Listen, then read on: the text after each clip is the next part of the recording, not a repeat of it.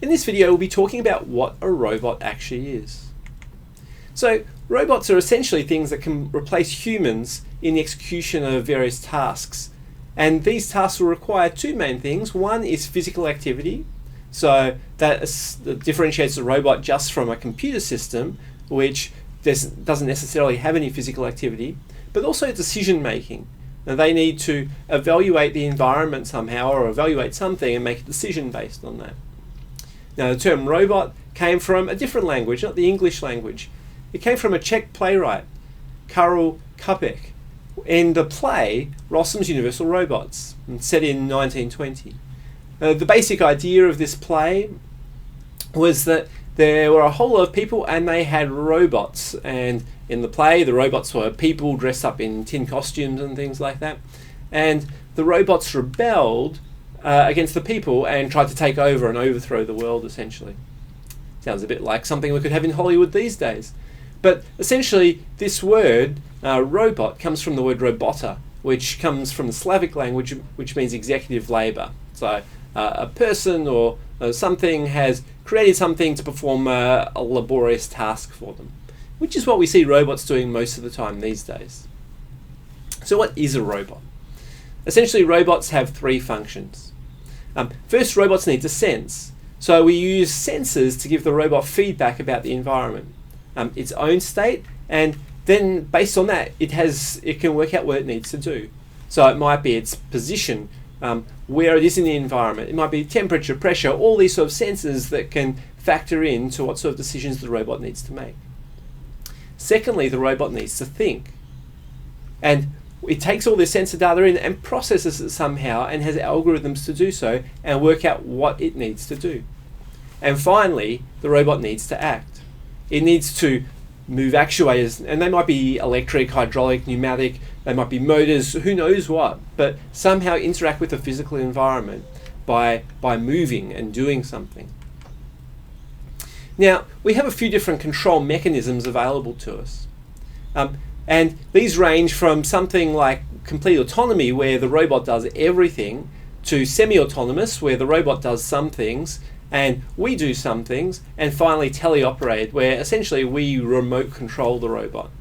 The teleoperated ones is where we'd find most things like bomb disposal robots, for example, where a police officer or a military officer will be teleoperating and controlling via remote control a robot and telling it everything to do. Whereas autonomous ones might be a robot that explores an environment and then comes back. And some of the deep sea robots and ROVs, for example, will go down, explore an environment for a period of time, maybe several days, and then come back, and the users really had no control over it during that time. In that case, there's lots of autonomy happening. And so we have several subsystems involved in a robot. Essentially, we have actuators right there in the middle, controlling things in the physical world, in the real world. Then we have sensors that are sensing these real world variables, position, temperature, pressure, whatever it may be, and those sensors are feeding into our system and feeding into our control system.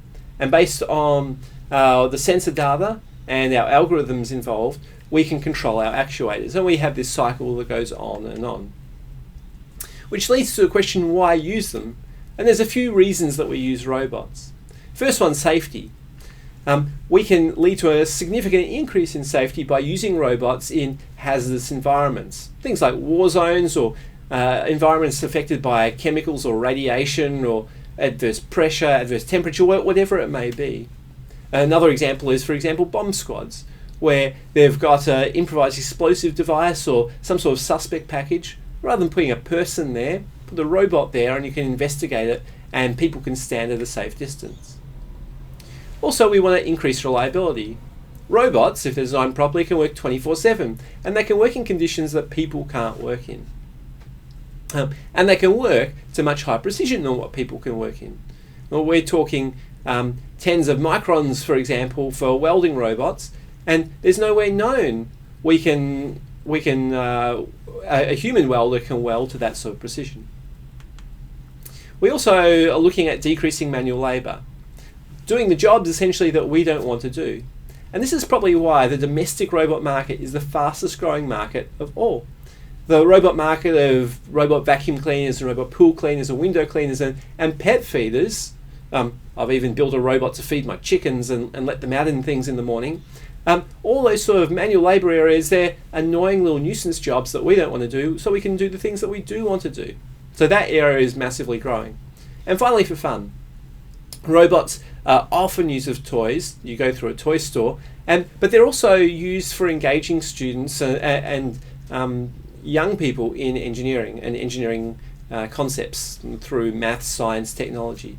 It's limitless in that area, and it's a whole lot more interesting if you're learning, for example, programming, where you're programming a robot rather than just seeing things come up on the screen. So lots of application areas for robots. Now, in terms of a few trends, 2010, US government spent $3.5 billion on UAVs alone. And we see the world robot population significantly increasing over time. Currently, it's around 13 million, but increasing significantly each and every year. And there's two segments to that market, really. One is the industrial robots, which is actually the smaller section of the market and the slower growing section of the market. So they're the robots that will work in factories and palletize things and paint our cars and weld and things like that for us.